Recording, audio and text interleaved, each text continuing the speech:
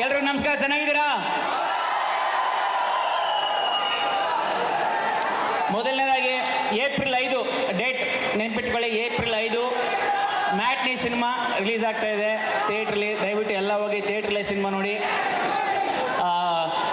ಈ ಸಿನಿಮಾ ಎಲ್ಲರೂ ಕೇಳ್ತಿರ್ತಾರೆ, ಯಾಕೆ ನೋಡಬೇಕು ಪ್ರತಿ ಸಲನೂ ನಿಮ್ಮ ಸಿನಿಮಾ ಯಾಕೆ ನೋಡಬೇಕು ಯಾಕೆ ನೋಡಬೇಕು ಅಂದರೆ ನಮ್ಮ ಸಿನಿಮಾದಲ್ಲಿ ಒಳ್ಳೆ ಎಂಟರ್ಟೈನ್ಮೆಂಟ್ ಇದೆ, ಅದಕ್ಕೆ ನೋಡಬೇಕು ಅಂತ ನಾನು ಹೇಳ್ತೀನಿ. ಸರಿನಾ? ರಚಿತಾ ರಾಮ್ ಅವರಿದ್ದಾರೆ, ಇನ್ನೇನು ಬೇಕು ಸಿನಿಮಾದಲ್ಲಿ ಅಲ್ವಾ? ಅವರಿದ್ರು ಸಾಕಲ್ವಾ ನೋಡೋದಕ್ಕೆ ಅಲ್ವಾ? ಸತೀಶ್ ಅವರಿದ್ದಾರೆ, ಶಿವರಾಜ್ ಕೆ ಅವರು ಪೇಟರ್ ನಾನಿದ್ದೀನಿ, ಪೂರ್ಣಚಂದ್ರ, ದಿಗಂತ್ ಅವರು, ಒಂದು ದೊಡ್ಡ ತಾರಾ ಬಳಗ ಇದೆ ಸಿನಿಮಾ ತುಂಬ. ದಯವಿಟ್ಟು ಬಂದು ಸಿನಿಮಾ ನೋಡಿ.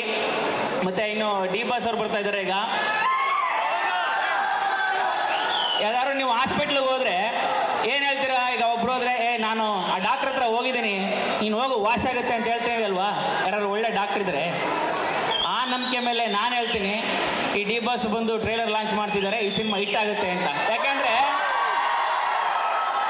ಹಳೆ ಪೇಷಂಟ್ ನಾನು ಮುಂಚೆ ನನ್ನ ಟಗರುಪಲ್ಲೆ ಟ್ರೇಲರ್ ರಿಲೀಸ್ ಅವ್ರು ಮಾಡಿದ್ರು.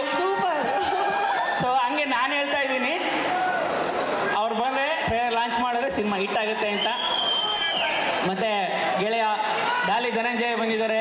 ಅವ್ರು ಯಾವತ್ತೂ ಅಷ್ಟೇ ಫ್ರೆಂಡ್ಸ್ ಏನೇ ಮಾಡಿದ್ರು ಅದನ್ನ ಯಾವತ್ತೂ ಅಂದರೆ ನಿಮ್ಮ ಬೆನ್ನೆಲುಬಾಗಿ ನಾನು ಇದ್ದೇ ಇರ್ತೀನಿ, ನೀವು ಏನು ಮಾಡ್ತೀವೋ ಮಾಡು ಅಂತ.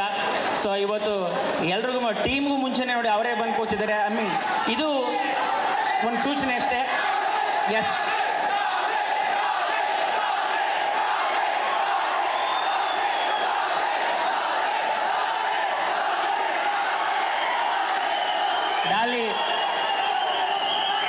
ಡಾಲಿ ಹಲೋ, ಆಯ್ತು. ಡಾಲಿ ಬರೀ ಡಾಲಿ ಅಲ್ಲ, ಡಾಲಿ ಗೆಳೆಯರ ಡಾಲಿ.